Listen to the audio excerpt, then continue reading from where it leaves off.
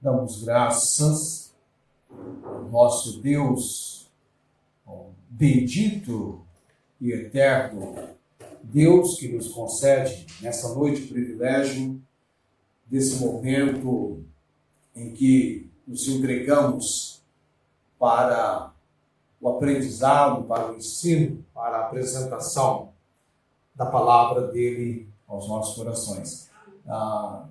No ano de 1968, nós temos aí maio, tem junho, julho, agosto, 70. Eu nasci no dia 16 de maio. 1968, nessa época, 7 de setembro, eu estava indo para o meu 4º mês de existência. E o Brasil já estava chegando a 146 anos de independência.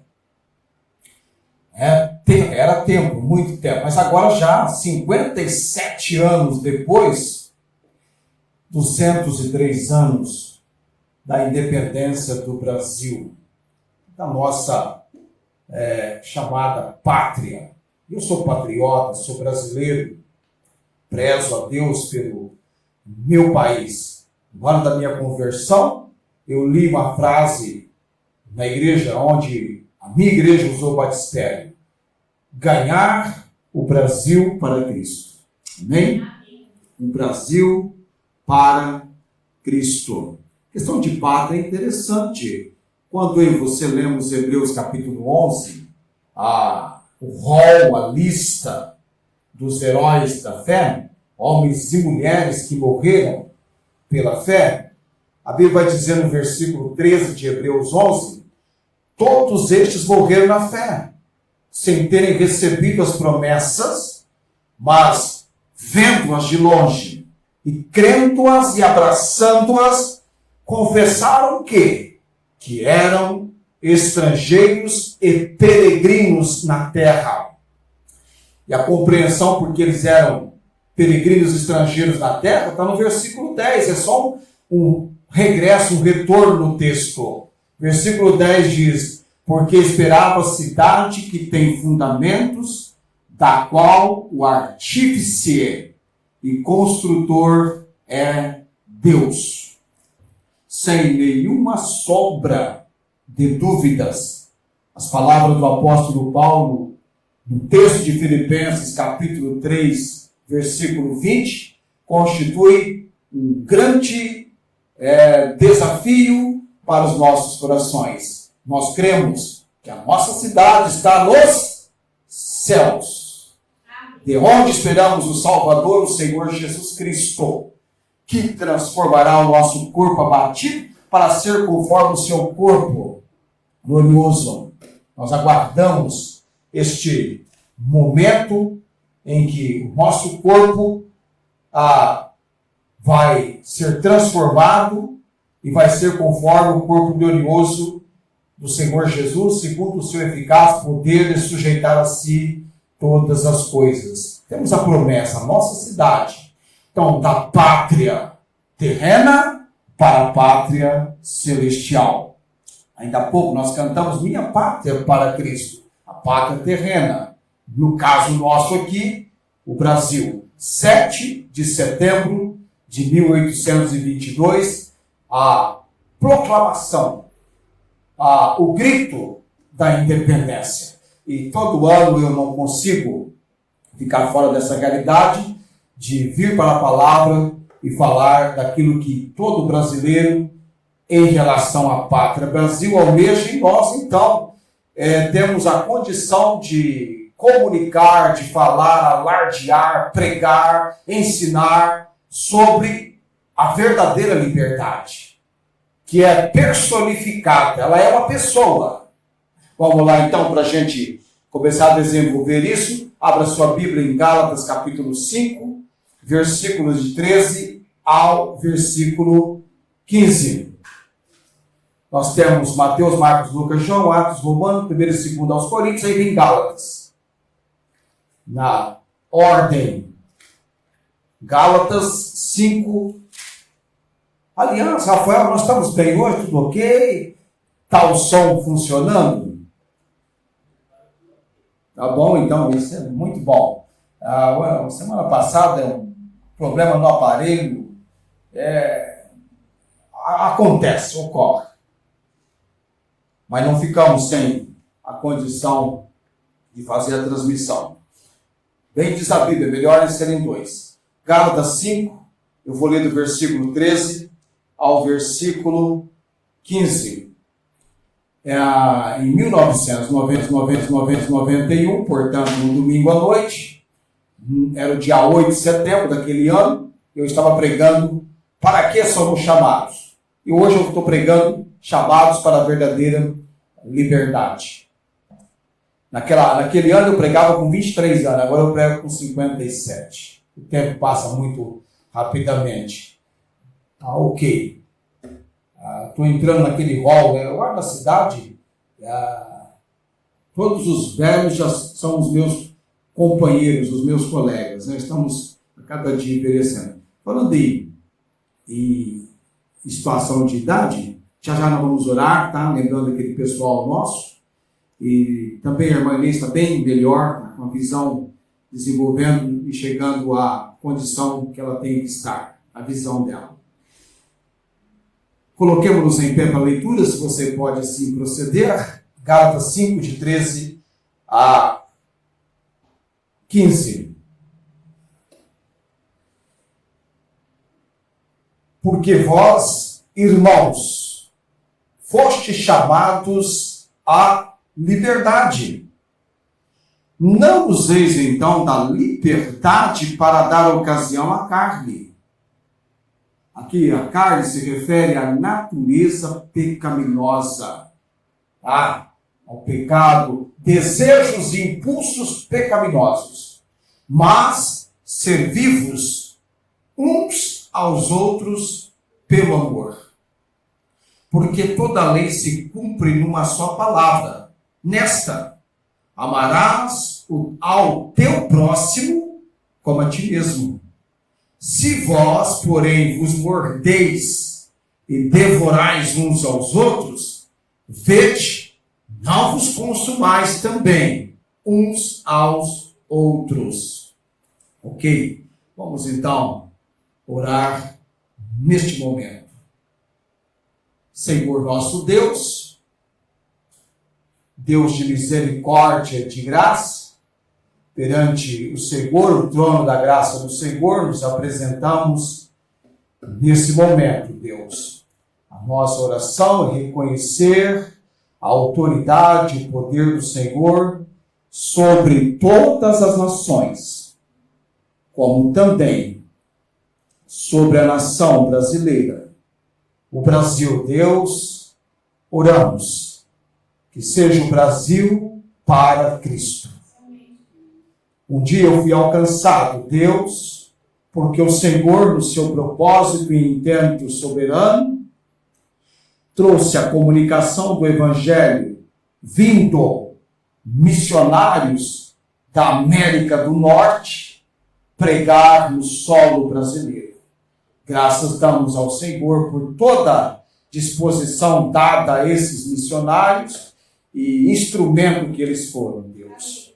E o Senhor tem levantado no Brasil e enviado ao campo missionário também no estrangeiro, homens e mulheres do Brasil, Deus. Oramos pela obra missionária, oramos pela nação brasileira, oramos pela nossa igreja constituída neste solo, nesta cidade, pela obra que o Senhor deseja realizar sobre ela, com ela e para a glória do Senhor.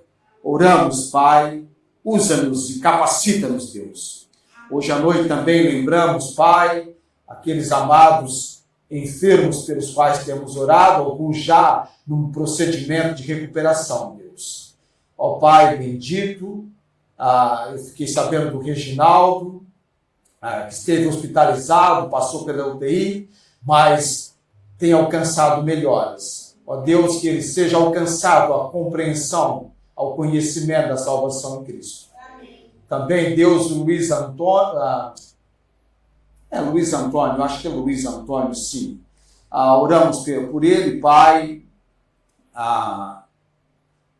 Havia retornado para casa, mas está num procedimento de cirurgias, debilitado. Oramos para que nesse período possamos levar-lhes da palavra do Senhor.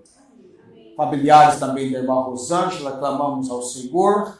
A nossa vizinha aqui, a dona Rosângela, ó Deus, o Senhor tem sido misericordioso para com ela no momento do acidente e agora no período de recuperação. Nós temos orado por ela perante o Senhor e ela tem alcançado melhores. Também damos graças ao Senhor pela todo o procedimento da irmã Inês e recuperação e alegria no Senhor. Que ela venha regozijar-se no Senhor. Oramos também, Deus, pela obra salvadora. E oramos pela mensagem hoje à noite. Usa-me como instrumento, ó Deus, que tudo venha concorrer, contribuir para que a transmissão e nós aqui recebamos a palavra do Senhor. Amém. Oramos no nome de Jesus. Amém. Amém. Assentai-vos, obrigado pela sua atenção, colocando-se em pé. É Rosângela, ele fala Rosângela.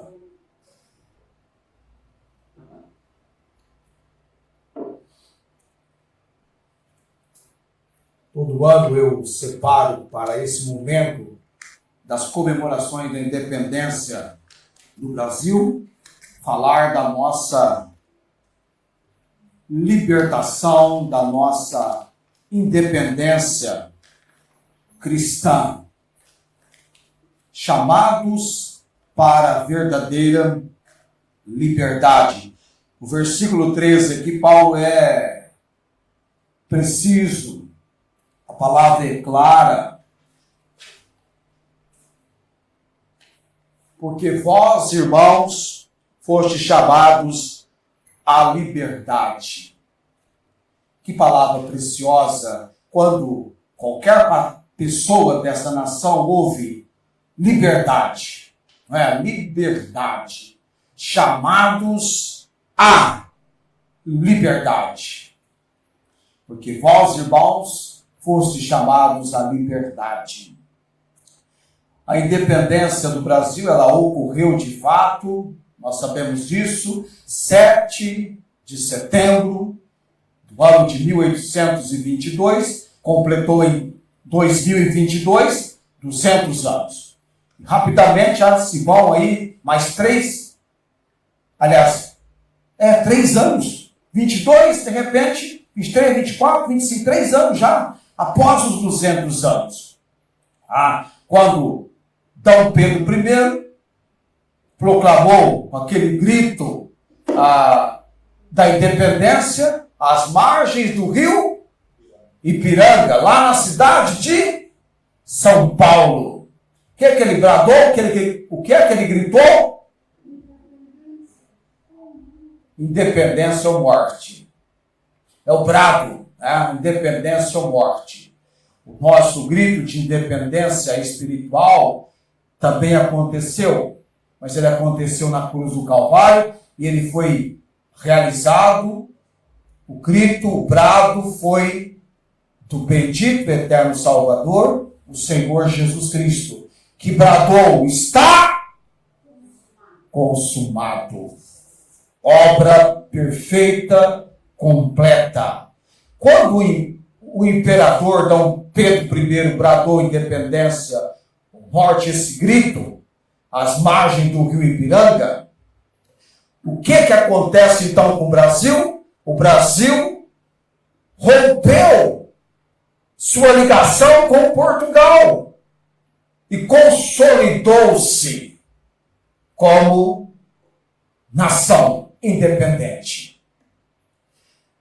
Nós temos um exemplo bíblico poderoso de independência espiritual que acontece, que ocorreu no livro de Êxodo.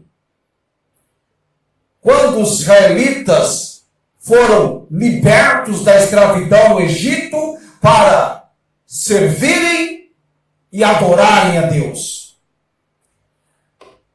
Este evento não só marcou a independência nacional de Israel, mas também é um evento que simboliza a libertação que Deus oferece a todos os que creem. Há uma libertação espiritual oferecida por Deus a todos os que creem.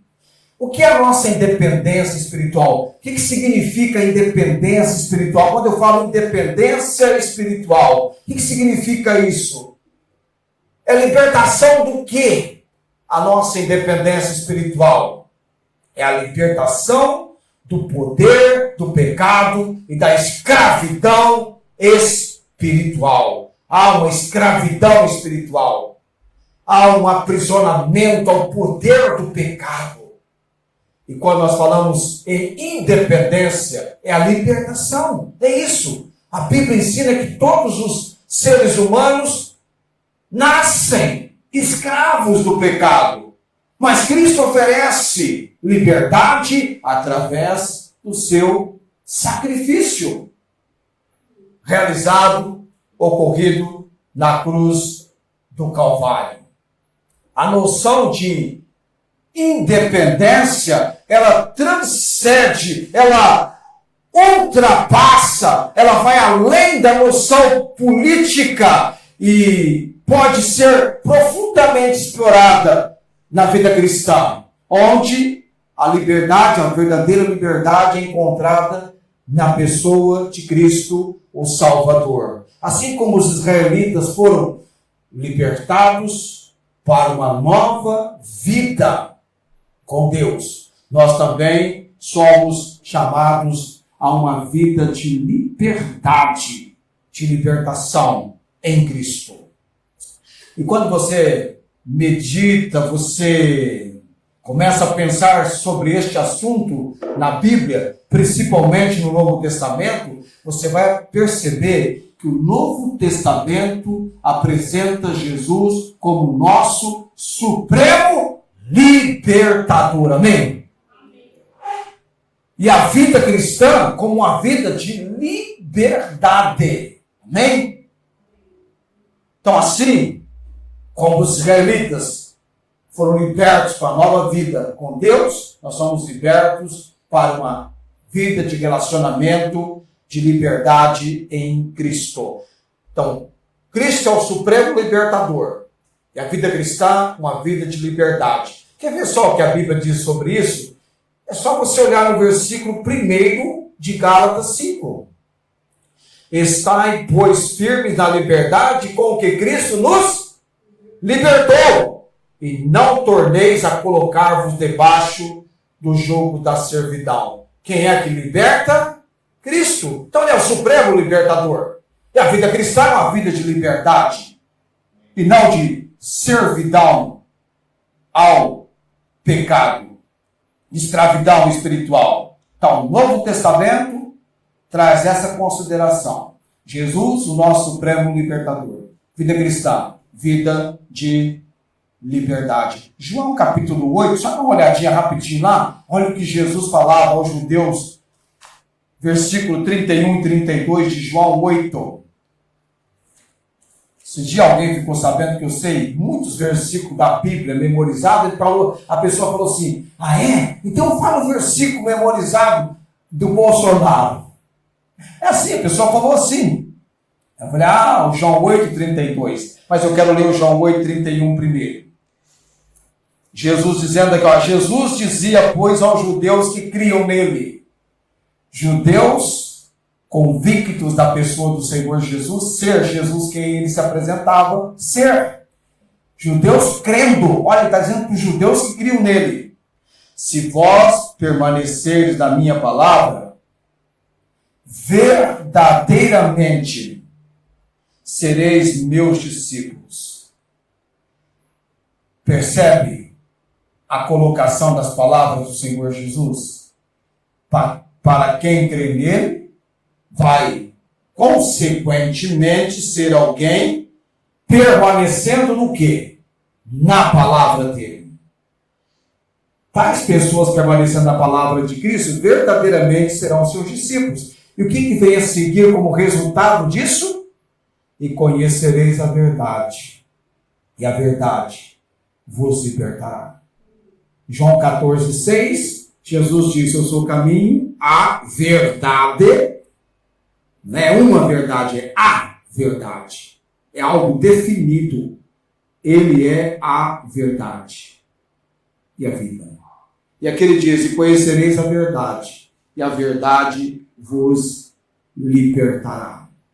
Se você começar a analisar a vida de uma pessoa que ainda não conhece a verdade, é alguém sujeito que está debaixo dessa busca e vive uma vida atordoada, atormentada, não conhece ainda o que é a paz que você e eu conhecemos por conhecermos Jesus como Senhor e Salvador. Vivemos um mundo de aflições, mas temos em quem ou de quem vem para nós a paz.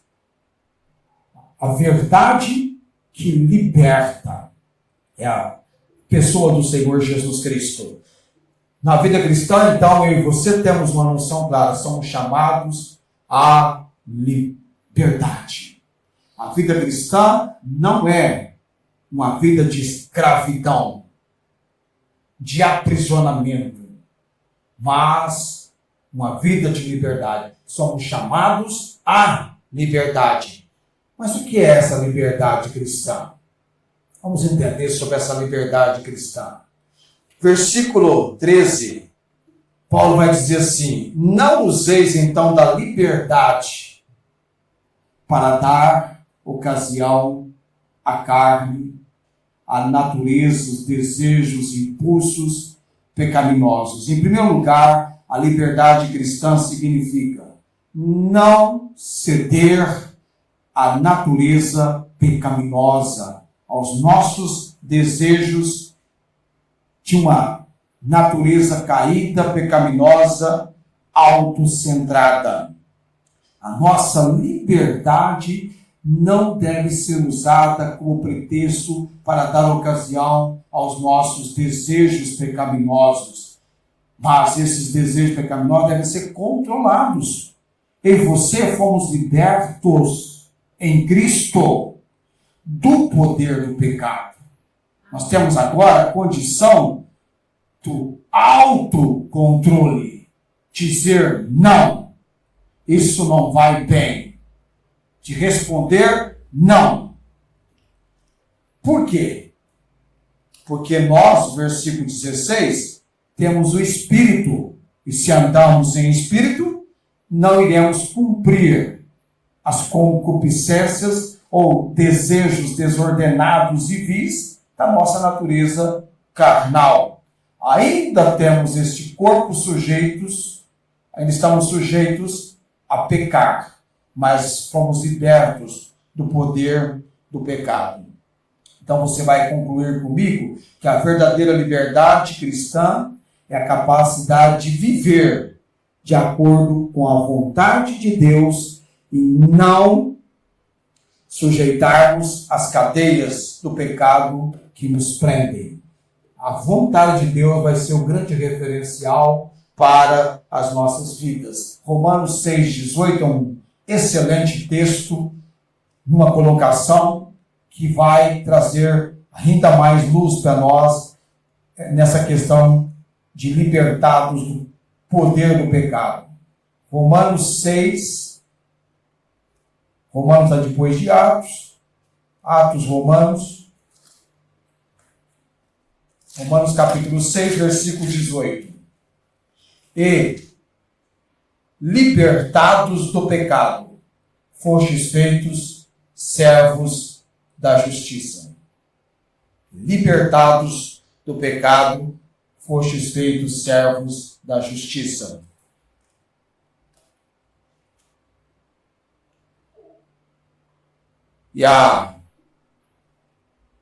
Isso significa que não somos mais governados, dirigidos, conduzidos pelos nossos desejos e impulsos pecaminosos. Temos agora uma liberdade de escolher a justiça e a santidade, capacitados dentro da capacidade que o Espírito Santo nos concede. Você viu essa obra do Espírito de consolo, de consolador? Olha só o que ele nos proporciona, nos capacita através da obra dele, do agir dele, nós somos libertos do pecado e feitos servos da justiça. E o texto vai dizer assim, versículo 19: falo como homem, pela fraqueza da vossa carne, pois assim como apresentaste os vossos membros para servirem a imundícia, maldade para a maldade, assim apresentai agora os vossos membros para servirem a justiça para a santificação. Quer dizer, uma vida de separação para Deus. Essa liberdade que nós temos significa não ceder à nossa natureza pecaminosa. Não useis então da liberdade para dar ocasião à carne.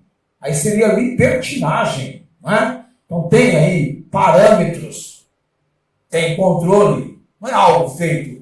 É chamado a liberdade, mas deixará de ser liberdade se houver sujeição à carne. Aí é escravidão. E o pecado é um cruel senhor que escraviza. Nós somos exatamente libertos do poder do pecado para andarmos em novidade de vida. E agora temos essa condição. E há em nós, habitando em nós, a obra do Espírito Santo. O Espírito Santo habita em nós. Ele habita. E a sua obra acontece para que possamos. E um dos aspectos do fruto do Espírito é o domínio próprio. Né? Você ter controle. Receber a condição de ter o controle. E não ser entregue e comandado pelos seus impulsos pecaminosos. Então, primeiro aspecto do que podemos claramente entender desse chamado à liberdade não é para dar ocasião à carne. Significa não ceder à nossa natureza pecaminosa. Em segundo lugar, ser chamado à liberdade significa, olha que interessante, o que o texto nos ensina aqui em Gálatas 5, significa servir uns aos outros, mas servir-vos uns aos outros pelo amor. É para servir uns aos outros. Assim sirvam uns aos outros mediante o amor. Então, ser chamado à liberdade, além de não ceder aos desejos pecaminosos, leva-nos a este desafio. E parece até um paradoxo, né? Liberdade, mas ao mesmo tempo servitude.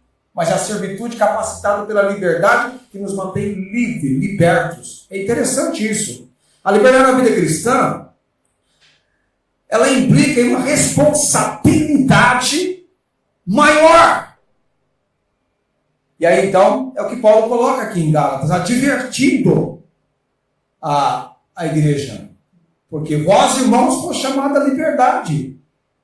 Não useis então da liberdade para dar ocasião à carne, mas servir-vos uns aos outros pelo amor. Então, a liberdade em Cristo, a que nós temos em Cristo, essa chamada para servir e amar os outros, refletindo o caráter de Cristo em nosso viver. É aquilo que Cristo faria no meu e no seu lugar, não é? Temos sempre que fazer essa reflexão. É exatamente o que Cristo faria no nosso lugar. Ele é o nosso exemplo. Podemos seguir as suas pisadas. Isso é liberdade. Isso é libertação. Isso faz tão bem para a nossa alma, para o nosso espírito. Isso gera, produz, traz paz para o nosso ser. Servir uns aos outros pelo amor.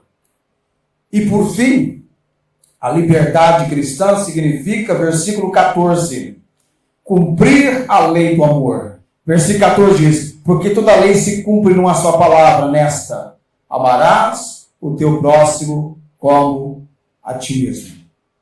Pega toda a lei. E aqui Paulo vai dizer o resumo dela, numa só frase, o cumprimento da lei. Você praticou isso, está cumprindo toda a lei. É o resumo da lei. É o resumo do mandamento. Ame ao seu próximo como a si mesmo. O apóstolo não diz que se amarmos o nosso próximo, podemos dispensar a lei. Mas ele vai dizer que exatamente isso é o cumprimento da lei. O amor é o cumprimento da lei. É o compromisso que nós temos uns para com os outros. É algo que faz bem para a sua alma. Vamos começar pela ordem mais precisa.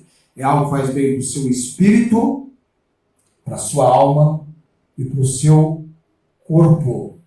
Não vai provocar doença alguma. Pelo contrário, vai combater as doenças, porque você vai estar exatamente num corpo sadio, mente sã e corpo são. A alma nós temos mente, vontade e emoções. Temos a paz espiritual. E você que foi vivificado pela obra salvadora de Jesus, você tem vida espiritual. Você tem o selo da obra redentora na pessoa do Espírito Santo. Então é algo no seu ser só benefício. No mundo você tem complicações, aflições, transtornos e toda a série de situações difíceis. Mas em Cristo, nele, é paz, é alegria, é amor. Você tem um Salvador que, por amor, fez a obra redentora, te ama, te trata com todo cuidado, melhor demonstração de carinho, de amor, de cuidado, vem de Deus para os seus, não é? Há muito que o Senhor me apareceu dizendo, com amor eterno te amei, com amorável benignidade te atraí. Jeremias 33, 31, 3. Jeremias 31, 3. É bom saber sobre isso. E a verdadeira liberdade significa que somos livres, aliás, significa que não somos livres para satisfazer os nossos desejos pecaminosos, mas para controlá-los.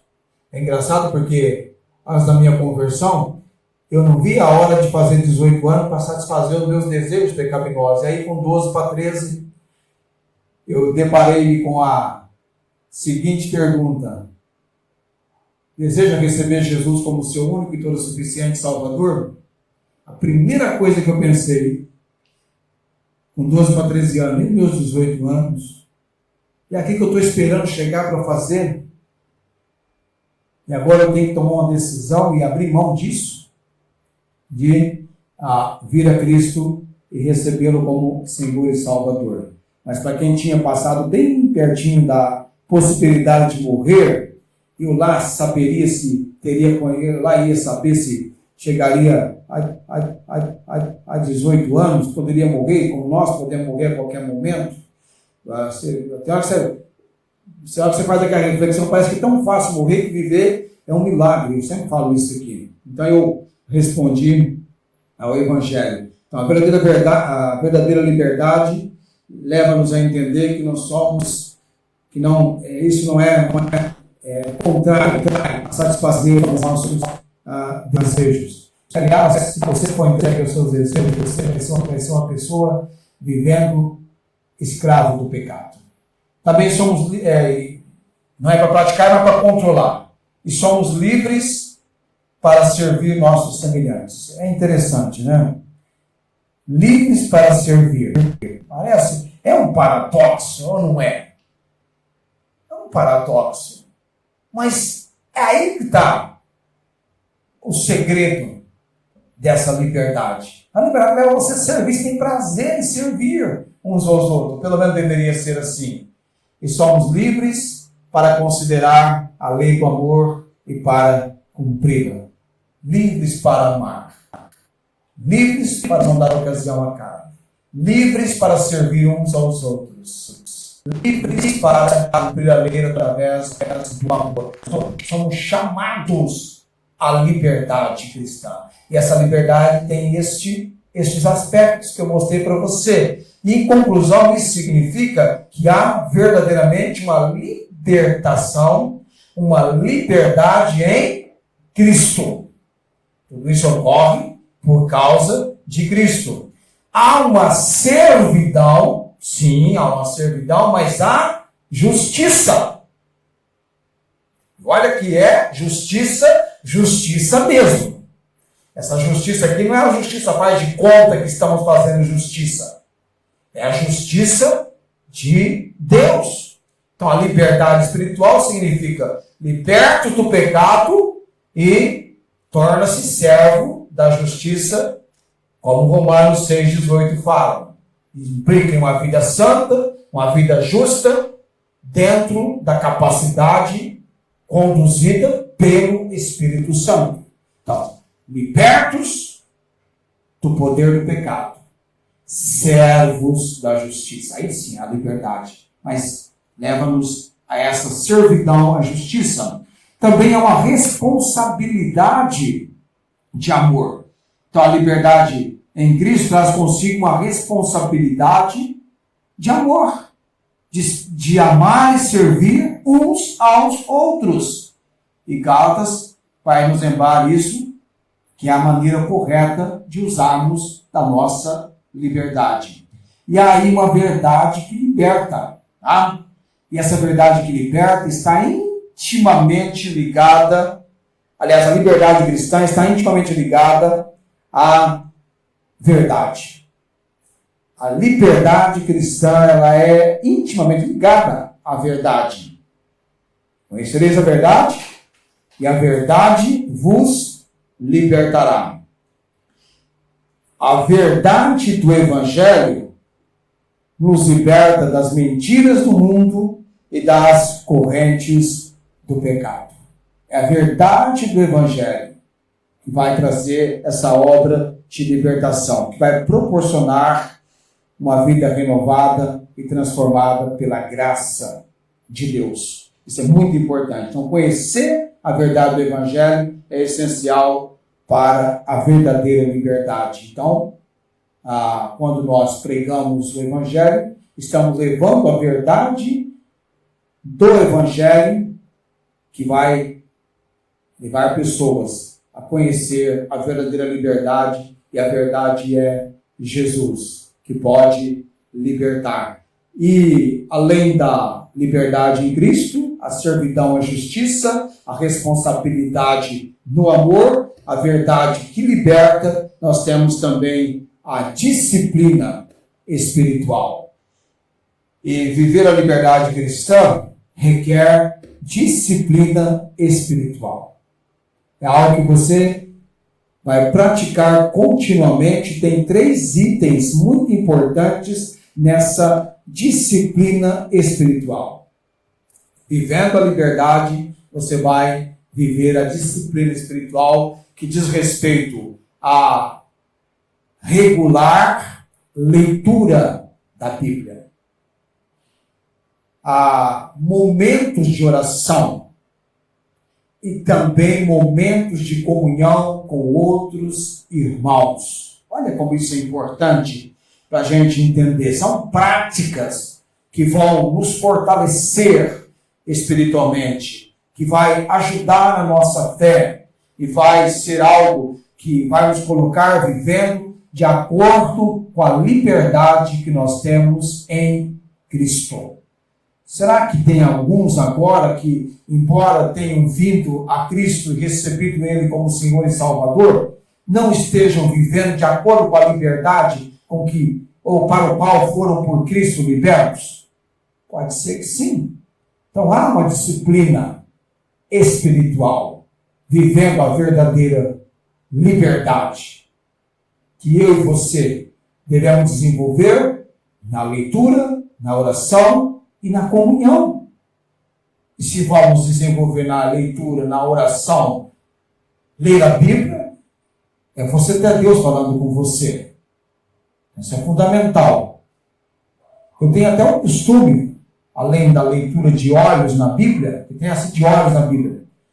Às vezes eu gosto de ouvir também áudios. Eu estou fazendo alguma coisa e vou ouvindo os áudios da Bíblia. Eu não sei você, mas eu sou sensível na minha parte auditiva. Tem versículo que a gente até começa a memorizar, né? De ouvir um capítulo, 2, 3, 4, né? da palavra. Você entregue a Deus falando com você. Depois você tem você falando com Deus. Depois você tem a importância da comunhão. Congregar, reunir, estar com outros irmãos. Tem uma pessoa aqui em Barreto, de uma certa denominação, que eu não vou falar o nome, mas todo mundo que eu conheço da denominação, seja da igreja X, Y, B, enfim, que são da mesma ordem, eu pergunto, você conhece fulano de tal? Não conheço. Conhece? Todos que eu já falei até hoje, uns 15, a pessoa não conhece. Porque não tem comunhão. Eles não se entrelaçam, né? Não tem essas reuniões com todos, né? E desenvolve amizade. Imagine você estando numa igreja por 40, 50 anos, ou 30 anos, ou 20 anos, pelo menos você vai conhecer muitas pessoas. Depois da minha conversão, quantos amados irmãos eu tenho conhecimento, não é? Da minha denominação e de outras denominações e de denominações irmãs. A gente tem conhecimento, tem amizade no Brasil e fora do Brasil também. Tá? Então, essa questão da regular leitura da palavra, da oração e da comunhão é muito importante. Relacionar. Como é que você vai servir um ao outro se você nem conhece o outro? Não é? Como é que você vai desenvolver a verdadeira liberdade? De repente você não vai estar vivendo a verdadeira liberdade, vai estar vivendo uma servitude às cadeias do pecado, as correntes, aquilo para o qual você foi liberto está novamente sendo aprisionado e quando deveria então estar vivendo a liberdade. Essa questão de liberdade é tão séria que o ser humano vai passar a vida inteira buscando conhecer a verdade e a verdadeira liberdade. Porque ele foi criado com com este fato no seu ser. Com esse fato. Deus criou o homem livre e responsável. Você sabe disso. Livre para administrar. Responsável para prestar contas. Então a nossa liberdade, se você for analisar bem, ela tem que estar condicionada a Deus. Amém? Deus, na pessoa do Espírito Santo, é aquele que tem realmente a condição de conduzir a nossa liberdade. Principalmente por causa da natureza pecaminosa, você acaba virando escravo do pecado, entrega aos seus próprios desejos e precisa da obra do Espírito Santo. Chamados para a liberdade, chamados à liberdade. Como que isso tem incomodado pessoas, seria indivíduos, sociedade, nações, mundo. O mundo busca por conhecer duas coisas. A primeira delas é verdade. E a segunda é liberdade. E o conhecimento da verdade leva à liberdade. E conhecereis a verdade, e a verdade vos libertará. Amém? Primeiro você conhecer a verdade. O país Brasil precisa conhecer a sua independência espiritual. A sua independência espiritual. Homens verdadeiramente livres são homens que vão servir uns aos outros. São homens que vão praticar o amor. São homens que vão estar debaixo da autoridade do Espírito Santo. Coloquemos-nos em pé nesse momento. Eu vou realizar a ceia já.